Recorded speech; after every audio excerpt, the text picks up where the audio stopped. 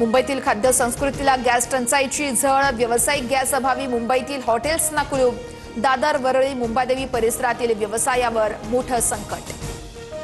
मध्य पूर्वेतील युद्धानंतरही भारताची इंधन सुरक्षा भक्कम, पायक्सीस पायनियर जहाज हजारो टन एलपीजी घेऊन भारतात दाखल, पुढील आठवड्यामध्ये नवीन मंगळूर बंदरात एलपीजीचा आणखी एक मोठा साठा येण्याची शक्यता।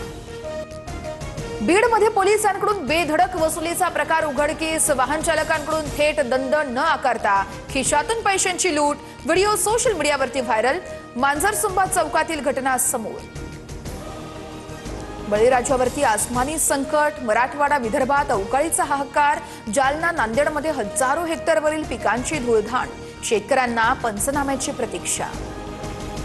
राज्यावर पाणी टंचाईचं गडद सावट, यंदा मान्सून सरासरीपेक्षा कमी पडणार, हवामान विभागाचा अंदाज, पिण्याच्या पाण्याचं काटेकोर नियोजन करा, सरकारचे आदेश।